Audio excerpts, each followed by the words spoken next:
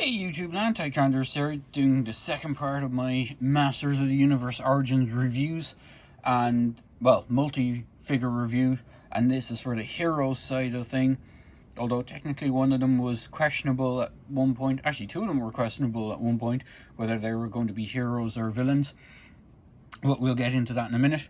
So as I did with the villains side of things, I'll start with the boxes first, and then I'll move on to the figures. So for this wave, we have Fisto. We have 3 deluxes for this review, but we'll start with the single carded or the non-deluxe figures first, card backs on those. So you got Fisto for the first one. So on the back of the packaging, actually if I adjust my camera a slight bit, ever so slightly, you'll be able to see the card art. So you have Fisto, you have Stridor, Fisto, you have some thing in the background which I recall someone said that it was a unreleased playset that was never released, which is kind of interesting. And then you have Jitsu facing off on Fisto. And then on the other figures in this wave was the He-Man and Skeletor. Now those are the repacks with the classic figure heads. And then you have Faker, Fisto, Evelyn, and the Lords of Power Merman, which I've done reviews of. So taking that one out of the way, the next figure is one of the older figures, which is Zodac. I think this is wave 3. And so flipping around the back of the box, you have He-Man versus Skeletor, and in the background there's Point Dread, and you have Zodac up here, and you have his cosmic chair, which is very similar to the one that was in the chair design that's in Castle Grayskull, except just has like an extra piece underneath it. Again, with this figure wave came He-Man and Skeletor. These are the classic Origins first versions, with the open mouth Skeletor and the kind of more I wouldn't say barbaric He-Man, but it's just more different head sculpt than the original. She-Ra, which I've already done a review of, Roboto, Zodac, and Merman, who I've done a review of in my previous video. Well, at the time of this recording, and the time I uploaded it will be the previous video. So the hardest figures for me to get out of this wave were Roboto and Zodac.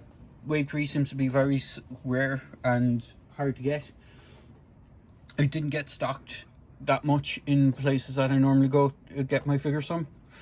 Again, Roboto is another figure that I'm reviewing, and on the back of the box you have Roboto versus Triclops, and just hiding out here in the corner is Cobra Khan, which hopefully is a good indication that we will be getting Cobra Khan at some point. I know usually they like to tease what figures are kind of upcoming on the next couple of waves. I haven't seen a mention of Cobra Khan anywhere, but stuff like Jitsu is coming. Here is the Eternian Goddess, or otherwise known as Green Goddess. I'm not sure why they had to change the name. There might be some sort of copyright or something that they need to change the name to the Eternian Goddess. So on the back of this one you have Skeletor versus He-Man, although it looks like Green Goddess is splitting the power sword in two. And He-Man is interesting because it's more the Savage style He-Man, and there's like what looks like Vicor's helmet on the ground. So I don't think this is supposed to be I think it's supposed to be Grayskull or King Grayskull in his powered kind of basic form. He's not exactly He-Man, but he has the appearance of He-Man, and Skeletor still looks like Skeletor, so it is kind of hard to tell. The mini comic that comes with this set is the European version and has no speech bubbles, so you have no idea what's going on. Onto the 3 deluxe figures. Now the boxes from mine are a little bit more battered because I got these ages ago and I hadn't really stored them that well, because after I do the review I'm probably going to chuck the boxes. I generally don't keep boxes. So this is the first one I got, which is Ramman, the heroic human battering ram, which if people know the lore about Ramman, I think he was originally designed to be a villain character, and then they changed him and he became one of the hero characters. So on the back of the box for him you have Faker, who has already been released, Skeletor in his kind of snarling Skeletor style, the Roton, which is a lovely vehicle. It hasn't been given an official announcement you either we're getting one or not, but I would imagine somewhere down the line, if the line continues, we will be getting it. Did say at the recent PowerCon of 2021 that Origins isn't going anywhere. There's no plan to slow down or to start reducing on it. And then you got Ramman smashing the front of the Roton, which is pretty sweet. And then you got the action features, and for this deluxe set you have all the other deluxes that came out for 2021, which are Battle Armor He-Man, Clamp, Ramman, and Battle Armor Skeletor, who've already had a look at. And Clamp and Battle Armor He-Man are the other two figures in this review that I shall be looking at. So here is the box for Clamp on the slightly larger clamshell than the normal figures. Flipping around the back of the box for him, you have King Randor versus Ninjor and Clamp jumping in to protect the king, and I don't see anything else in the background. So out of all the figures on this, we have Ninjor and Clamp, but King Randor has yet to be released, so hopefully we will be getting one of those in a future wave. And then on the back of the box you have the wave 3 figures with the deluxe figures and the cats, Battle Cat and Panther. I do have Panther. I haven't done a review for him yet, mainly because I've been really lazy, and I have both Panther and the Land Shark to do reviews of when I get around to doing it, which I will probably do them both together considering they're fairly big. And then the last but not least, Battle Armor He-Man. So this was one of the figure sets that people really wanted because it included the original style action figure head, the original 80s He-Man Masters of the Universe head, compared to the Origins design. So if I flip around the back of the box, you see Merman, Man-at-Arms, and Battle Armor He-Man. And you have, again, the same wave 3 figures with the deluxe figures and the cats shown. What's interesting is they show how to use the battle armor thing by using the power sword to smack He-Man's own power sword to smack the centerpiece, and they did something similar with Skeletor's one, if I recall. They showed Skeletor's power sword hitting his chest symbol. But what's interesting about this is, as I said, this set was, most collectors really wanted this set because it came with the classic vintage style He-Man head, as did the Skeletor set, but they did re-release the first Origins He-Man and Skeletor with those heads only, and they upgraded them to have full power swords instead of the half swords which these guys come with. So that's it for the boxes. Let me get everything set up and we'll switch over to the figures. And we're back. Now, I just need to say straight off the bat that unfortunately I am missing one of Ramman's accessories, and that is the alternate head he comes with. He comes with a head that looks like his normal one, but instead of having the open mouth section, it has an enclosed mouth section. And for some reason I have no idea where that head has gone to. So we are one accessory short of everyone, but I will just soldier on and go through the figures. So I'll leave the deluxe figures till the end because they have a good bit more accessories than everyone else, and I'll start with the basic figures. So here is Zodac, looking like his good old vintage version. He's the Cosmic Enforcer. They all have pretty much the same articulation with one or two exceptions. So we have articulation on the legs, single joint at the knee, rotation on the knee, boot cut swivel, a ankle with a rocker joint on it, a rotation in the hand, a hinge on the hand, single joint elbow with a rotation. Arms can go out that much, can rotate all the way around. He can rotate at the waist and has a ball joint on the head. Now for Zodac, he's fairly short on accessories compared to the others. He comes with just the one pistol, which is based directly on the pistol he originally came with. So you have that. His head sculpt is quite nicely done. I was never really a huge fan of Zodac. His body is basically a reuse of Stratos' body with Skeletor arms and Skeletor legs. done in grey instead of, and skin tone instead of blue. So he has all the same kind of look as Skeletor. So if you wanted to put Skeletor's head on this guy, you'd have a really weird skin tone color Skeletor and with a BC body. But overall, he's actually not a bad looking figure.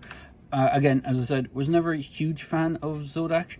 I don't remember him turning up that much in the cartoon, which is probably why I don't remember him much. Same with a couple of other figures like Fisto and Clamp.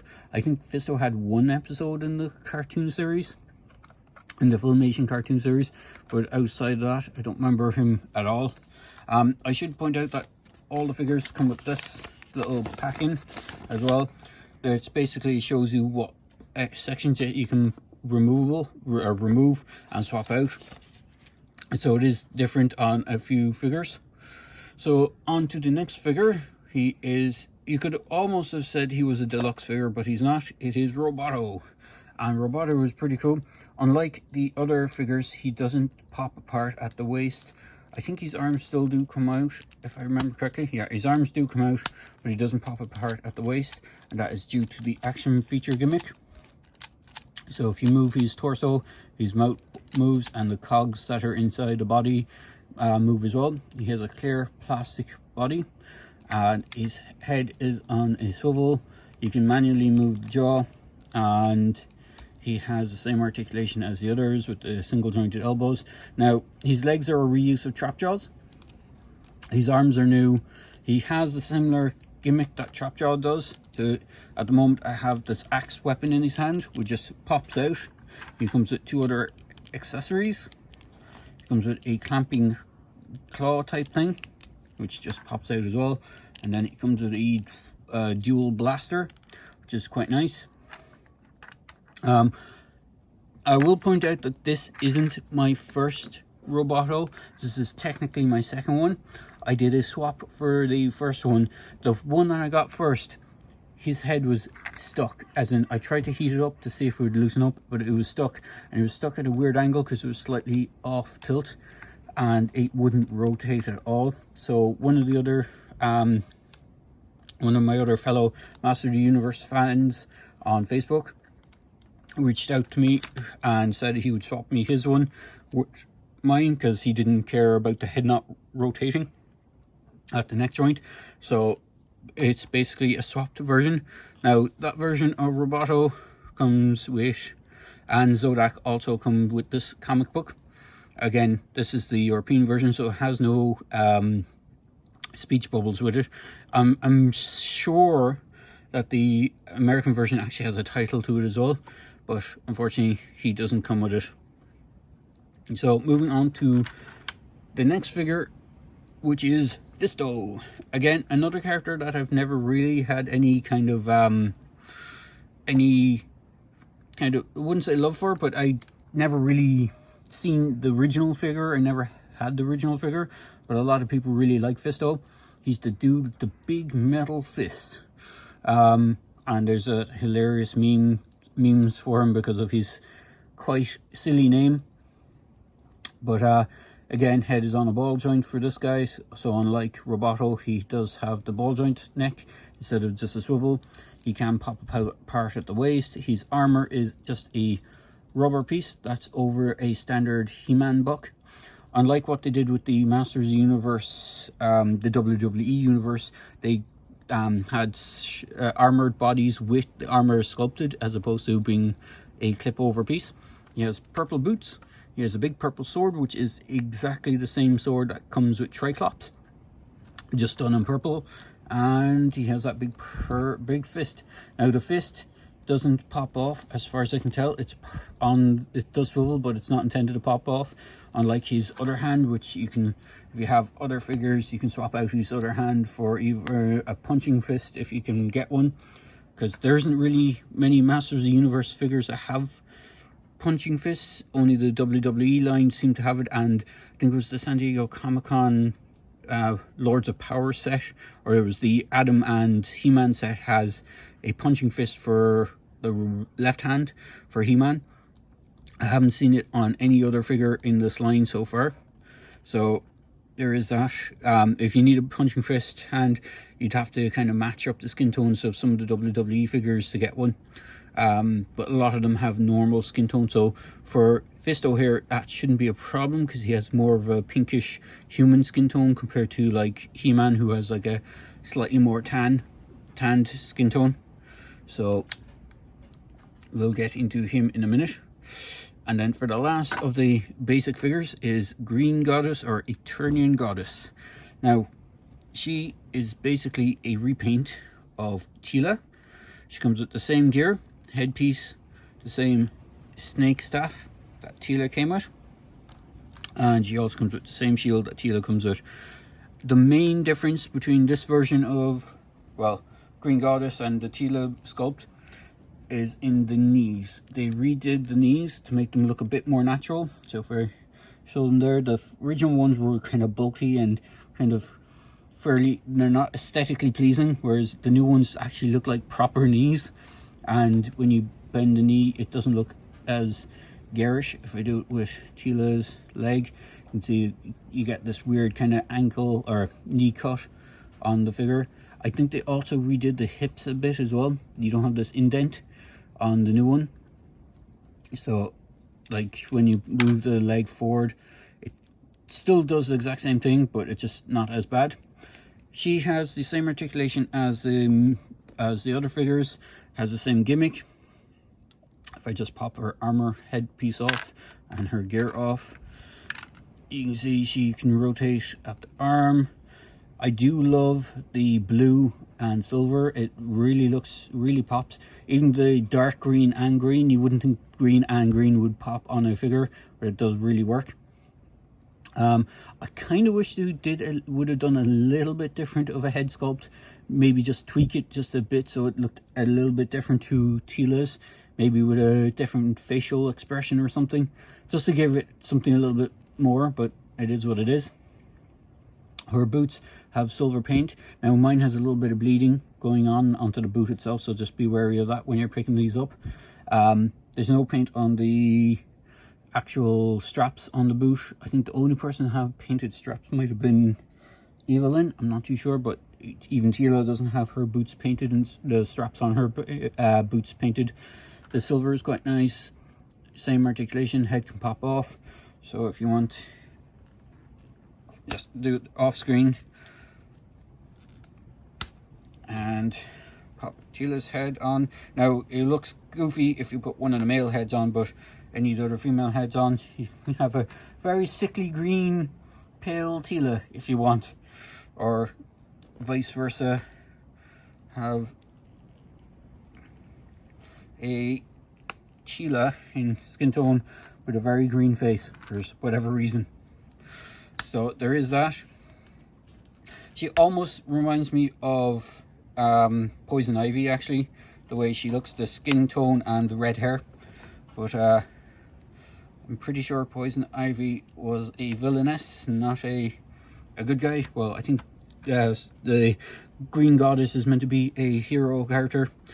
So there is that. And moving on, we will try and get into the deluxe figures, because I know this review's going pretty long, and my last video was pretty long as well.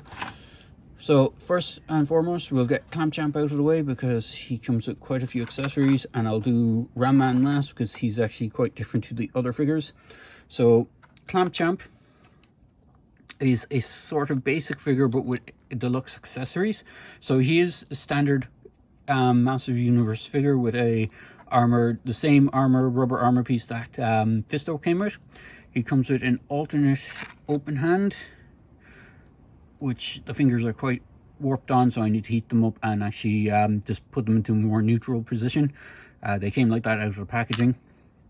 I haven't been really using the open hand because he comes with two weapons. So he comes with this smaller clamp, which is inspired directly from the 2000X and the Classics line. The original figure never had this. And he comes with his giant clamp weapon, which is different to his original weapon. Now, the way this works is you press the button and the clamp springs out. On the original one, to reset it, you have to manually put it back. On the original one, you'd press it out, it clamped, and and when you let go, it would spring back in. So when you did that on the original and let go, these would spring back. So I'm not sure why Mattel changed that up a bit. I do kind of like it, but I do kind of like the original. I would imagine the original weapon will fit this guy no problem, because the hands tend to be very similar to the original figure's hands. So if you have the original one, you could actually have him dual wielding this massive weapon if you have. And the other thing he comes with is an alternate face sculpt. Now I think this is the one that was more like the original figure. I can't remember the original figure. Again, never having it, never actually seeing it in person. He does have 2 alternate head sculpts, which is pretty nice. Or well, one alternate head sculpt. You just pop it off and pop it on, and you have a more grimace smiling version of Clamp. Although I'm not sure which one is more grimace smiling, but you have a grimace smiling version of Clamp. Now the only other figure that I have that uses a very similar skin tone and that you can swap out parts on to kind of make it a little bit more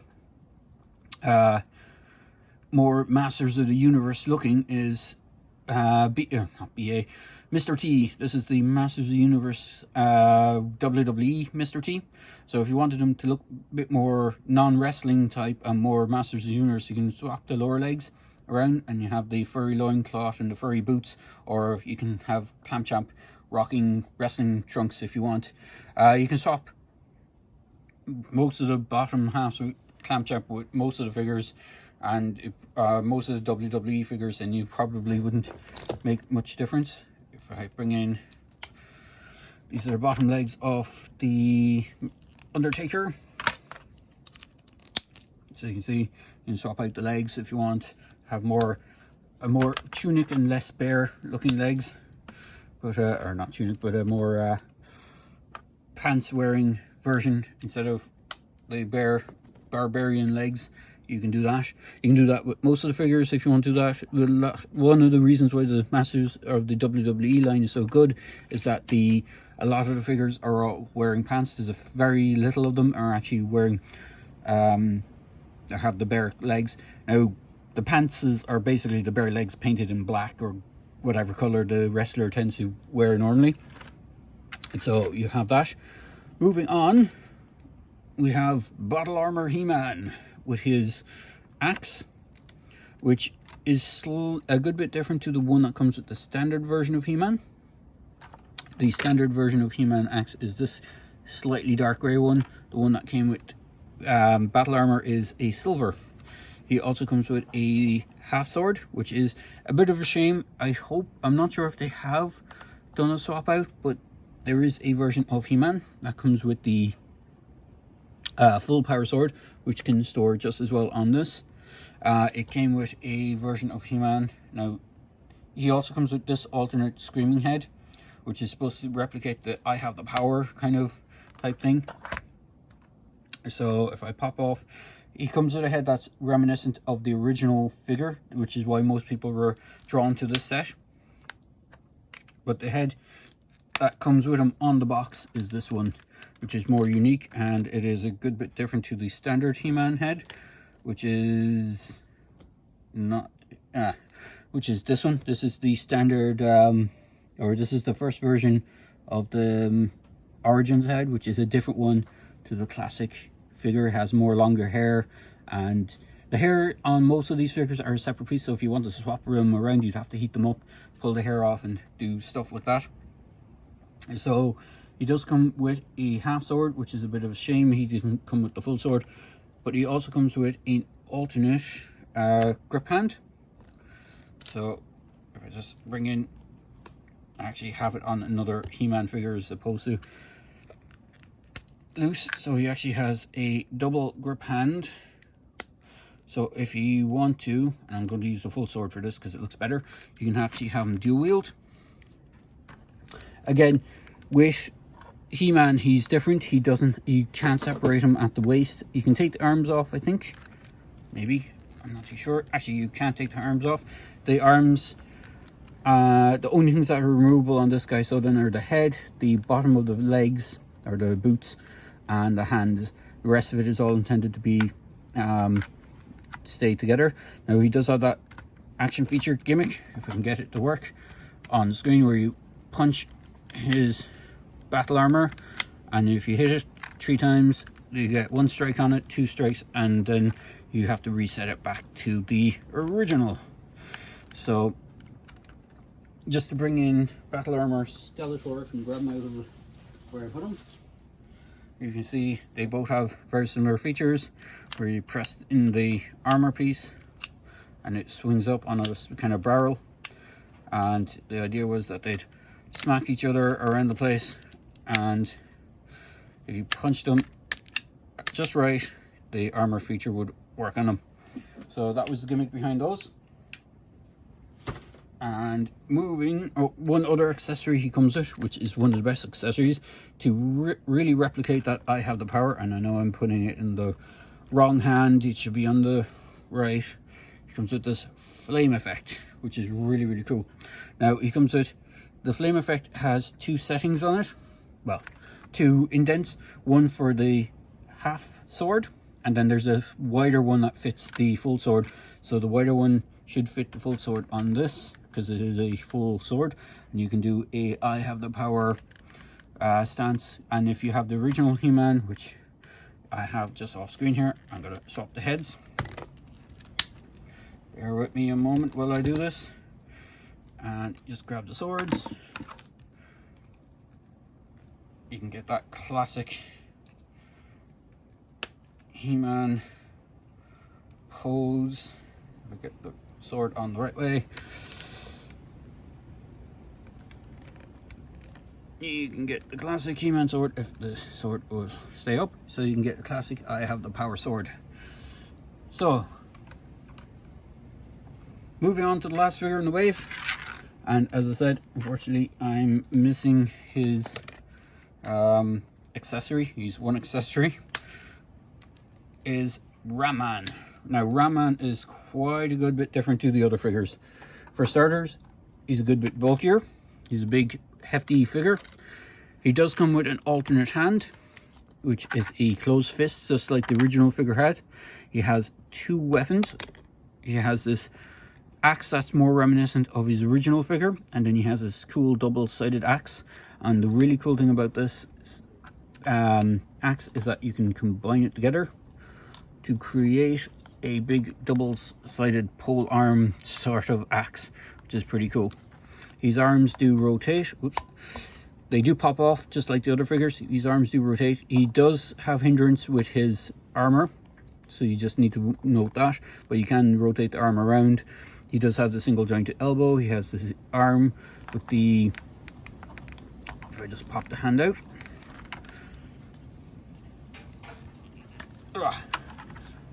he does have a hand, a swivel in the hand with a hinge, so you can hinge the hand as well. His head is on a ball joint, and as I said, he does have the alternate head, but I can't find it. It looks exactly like this one, except the mouth part is guarded, so all you see is the eyes. And this is one of the few first figures that came out with an action feature. So to remove his hands, his weapons out of his hands, he does have this classic jump and ram feature.